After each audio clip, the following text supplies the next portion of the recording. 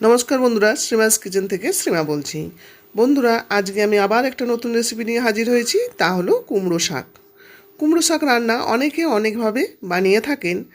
আমি কুমড়ো শাকের রেসিপিটা বানিয়েছি সম্পূর্ণ নিরামিষ আর কোনো মশলা না দিয়ে। গরম ভাতের সাথে এরকম একটা শাক রান্না দুর্দান্ত লাগবে। কোনো মশলা ছাড়াই এত সুন্দর একটা রেসিপি আপনারা ভিডিও না দেখলে বুঝতে পারবেন না। তাই আমার একান্ত অনুরোধ, ভিডিওটা স্কিপ না করে শেষ পর্যন্ত দেখা। তাহলে চলুন বন্ধুরা, ভিডিওটা দেখে নিই। আমি এখানে 3টে নরম কুমড়ো শাকের ডগা বাগান থেকে কেটে এনেছি। এই ডগা আপনাদেরকে আর কেটে দেখাচ্ছি না। ডগার উপরে যে আঁশ আছে আর কর্ষিকা ফুল সব ফেলে দিয়ে শাকটা আর ডাঁটাগুলো কেটে নেব। আর নিয়েছি একটা মিডিয়াম সাইজ আলু। এটা ছোট ছোট করে কেটে ধুয়ে নিয়েছি পরিষ্কার জল দিয়ে। নিয়েছি কয়েকখানা ছোট বড়ি। এই বড়িগুলো বিউলির ডালের বড়ি। এই বড়িগুলো আমি ভেজে নেব। কুমড়ো শাকটা এইভাবে ছোট ছোট করে কেটে নিয়েছি। ডাঁটাগুলো এরকম সাইজে কেটেছি।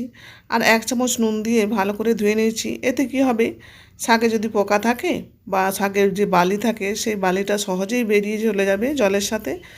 রান্না করে খাবার সময় আর বালিটা মুখে লাগবে না। আপনারা এভাবে নুন দিয়ে ধুয়ে দেখতে পারেন শাক। শাক রান্না করার জন্য গ্যাসে কড়াই চাপিয়ে দিয়েছি। কড়াইটা গরম হয়েছে। এবার দিয়ে দেবো সরষের তেল। এই তেলে বড়িগুলো প্রথমে আমি ভেজে নেব।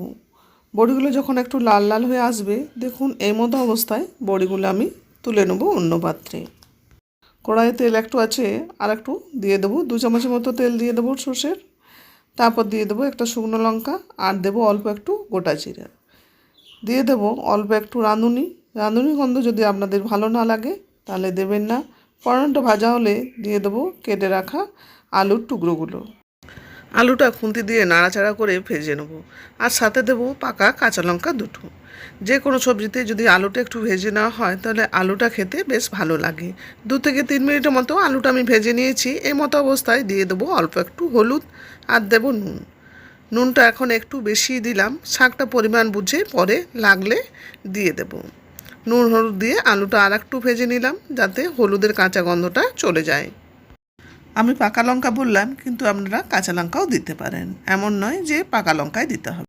নুন হলুদ দিয়ে আলুটা ভাজা আমার হয়ে গেছে। এবার কুমড়ো শাকগুলো দিয়ে দেবো। কুমড়ো শাকগুলো দিয়ে দেওয়ার পর খুন্তি দিয়ে আস্তে আস্তে মিডিয়াম টু লো ফ্লেমে নাড়াচাড়া করে নিতে হবে। এর ফলে শাকটা অনেকটাই কমতে থাকবে। শাকটা একেবারে যদি কড়াইয়ে না দিতে পারেন, একটু একটু করে দেবেন।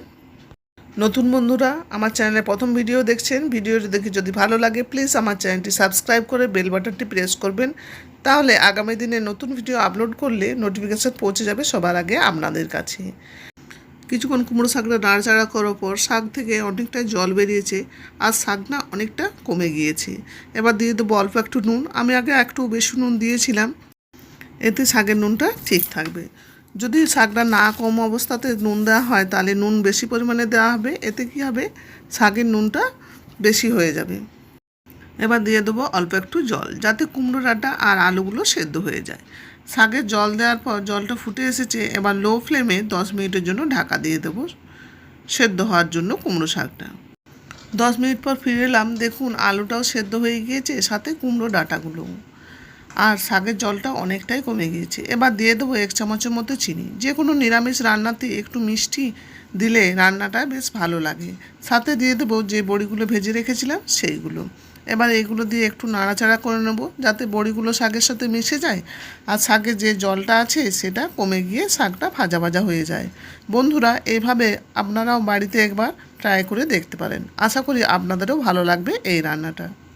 কিছুক্ষণ শাকটা নাড়াচাড়া করার পর দেখুন শাকের জলটা একেবারেই নেই। বড়িগুলোও শাকের সাথে ভালো করে মিশে গিয়েছে, আলুটাও শাকের সাথে ভালো করে মিশে গিয়েছে।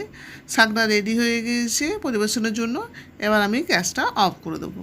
বন্ধুরা, দেখলেন তো মশলা ছাড়াই নিরামিষ কুমড়ো শাকের কত সুন্দর একটা রান্না হয়ে গেল। এরকম আরও নতুন নতুন রেসিপি পেতে আমার চ্যানেলটি সাবস্ক্রাইব করে আমার পাশে থাকুন। ভিডিওটি দেখার সাথে একটা লাইক দিয়ে দেবেন, আর প্রিয় বন্ধুদের সাথে শেয়ার করবেন। আজ এই পর্যন্ত, ফিরছি আবার অন্য কোনো রেসিপির সাথে। সবাই সুস্থ থাকুন, ভালো থাকুন। আজকের ভিডিওটি শেষ পর্যন্ত দেখার জন্য ধন্যবাদ।